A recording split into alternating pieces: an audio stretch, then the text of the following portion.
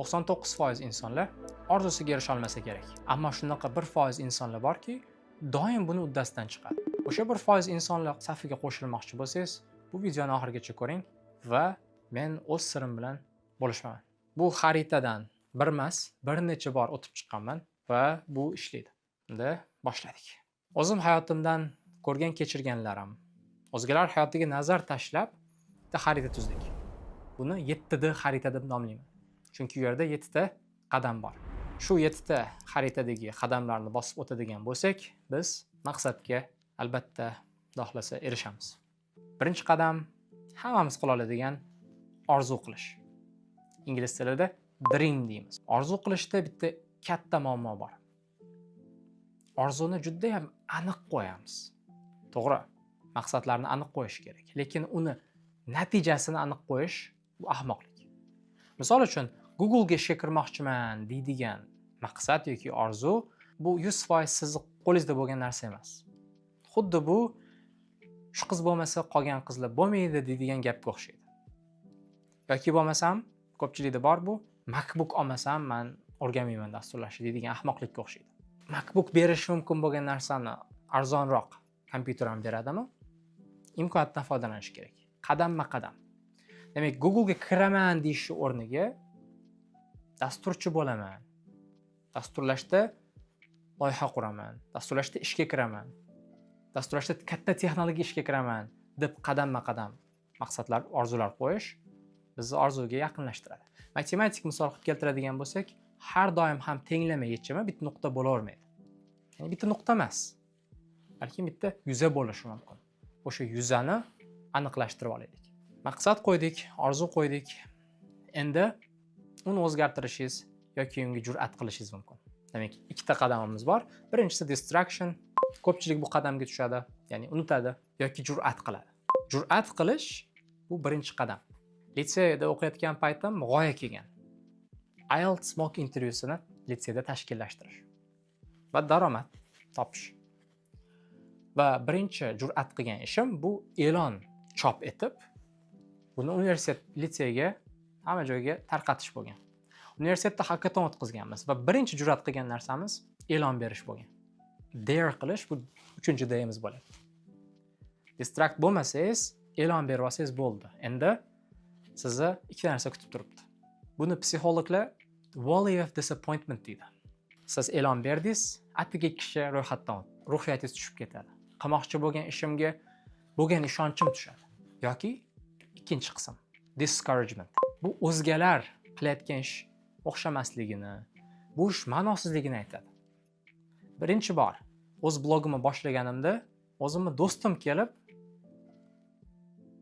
bitta siz qolganingiz blog ochmagan degan edi. Atrofdagilar bu narsa bor-ku deyishi mumkin, bu narsa qilingan-ku deyishi mumkin. Qanaqadir yo'l topib sizni ruhiyatingizni tushirishi mumkin. Va bu ruhiyatingiz tushgan paytda ikkita yana yo'lingiz bor. Birinchisi ko'pchilik qiladigan narsa. Bu kechiktirish. Hali tayyor emasman deysizda, yana kechiktirasiz. Google ga kirishga men hali ham tayyor emasman. Mana Google da ishlab, ishdan ketyapman, lekin hali ham tayyor emasman Google ga ishga kirishga. Nega? Chunki bu hissiyot hech qachon kelmaydi, tayyorman degan hissiyot. Jur'at qildingizmi? Birinchi qadam qo'yildimi? Ishga topshirildimi? Intervyungiz belgilandimi? Bo'ldi. Unga tayyorlanasiz. O'zingizda yo'q kuch hosil bo'ladi. Va endi kechiktirmasangiz agar. Kechiktirsangiz bu kechikib ketaveradi. Kechikkan narsadan yomon narsa yo'q. Mana o'zim universitetda 3 marta kechiktirganman. Bilasiz, yoqmaydi kechikkan narsa. Sovib qolgan sho'rvani hech kim ichgisi kelmaydi. Qizig'ida qiling. O'sha ishga ishtiyoq yonib turgan paytda e'lon berib yuboring. Jur'at qilib qo'ying. Jasorat kerak buning uchun. Hali hech narsa qilinmagan litseyda e'lon berganmiz, universitetda e'lon berganmiz. 42 loyihasida ham. Hali kurs tayyor emas. Biz Express Backend kursini e'lon qilganmiz. Men jur'at muhim. Jur'atdan keyin keladigan, sizni kutib turgan ruhiyatni sinishi va unga tayyorgarlik ko'rish kerak.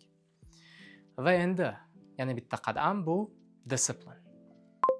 Buni hamma joyda eshitgan, siyqqasi chiqib ketgan so'z, intizom. Intizom quring deb hamma joyda eshitgansiz. Va men ham sizga intizom quring deyishim mumkin. Lekin o'zim intizomsiz deb o'ylagan paytda o'zimni sizga intizomli bo'ling deyishim qiyin. Intizom nima o'zi aslida? Bu har kuni soat 5 da uyg'onib, robotga o'xshab har doim bir xil vaqtda ishlash, bir xil vaqtda o'ziga nechadir soat vaqt ajratish deganimi? Ko'pchilik shunaqa deb o'ylaydi. Lekin aslida intizom nima? Masalan, menda bir vaqtda uyg'onishda muammo bor. yoki bir paytda uxlashni o'zida muammo bor. Sport zalga doim bir vaqtda o'zida borishda muammo bor. Rejalarim tez o'zgaradi. Men intizomsizmanmi? Balkim ha. Lekin intizomni qurishni asl demak retsepti, asl uni ingredienti, uni manbai mas'uliyat. Ayniqsa boshqa insonlarning mas'uliyatini olganingizda siz intizom qurishingiz oson bo'ladi. Google'ga ishga topshirdim. Facebookga ishga topshirdim. Bloomberg degan kompaniyaga ham topshirdim, chunki u ham dream qatorida kiradi, ya'ni orzularim qatorida kiradi. Nega? Chunki u katta texnologik kompaniya. Google berishi mumkin bo'lgan narsani boshqa yana 100 ta kompaniya beradi. Nega ularga topshirmayman? Topshirdim va tayyorlanishni boshladim. Qarasam intizomim yo'q. O'tirib 1 soat shug'ullanishim qiyin, 2 soat shug'ullanishim qiyin. Nima qildim? Kichkina kanalcham bor, o'sha yerda e'lon berdim. Yozda birga kod yozamiz. Guruh tayyorlab, ularni o'qitishga qaror qildim. Va sharmanda bo'lib qolmaslik uchun ularning oldida dars boshlangangacha o'rganib olardim va darsda keyin qaytib o'rgatardim. Shu narsani o'zi menga mas'uliyat hosil qildi. Chunki guruhga siz 5 kishini mas'uliyatini oldingiz. Soat shu dars soatlarda bo'ladi degan bo'lsa, o'sha soatga tayyorlanib borasiz. Demak, deadline qo'yish muhim bu yerda. Sanasi bor, kuni bor, vaqti bor. Ayniqsa boshqa insonlarni unga demak bog'lab qo'ying. Maktabga har kuni borasiz-ku soat 8 da. Universitet bo'lsa har kuni shu aytilgan soatda kelasiz-ku. Lekin o'zingizga maqsad qo'yganda nega bajara olmaysiz? Chunki tashqi omillar yo'q. Shu tashqi omillarni qurib olishimiz kerak. Kechiktirmasak, o'zimizga bo'lgan ishonchni so'ndirmasak va eng muhimi hozirgi davrdagi eng katta muammo bu chalg'imasak. Intizom quramiz va bu ishni uddasidan chiqamiz. Maqsadlarni aniq-tiniq qo'yish kerak, lekin natijasini hech qachon aniq qo'ymang. Chunki natija bizdan emas.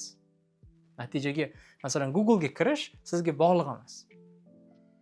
Kulgili eshitilishi mumkin. Yo'q, sizga bog'liq emas. Bu Google qarorini qabul qiladi, siz emas. Ammo siz o'z ustingizda ishlaydigan bo'lsangiz, jur'at qiladigan bo'lsangiz, birinchi qadamni tayyormasman deydigan paytda jur'atini qiladigan bo'lsangiz, xuddi menga o'xshab hech hali 10 ta masala yechmagansiz, Google ga ham topshirishga orzu qilib qadamingizni bosasiz. Va shunda o'sha 1% insonlar qatorida bo'lasiz. Bu bizning kichkina xaritamiz. Xaritani chizib oling, maqsadlar qo'yib, ularni zabt eting.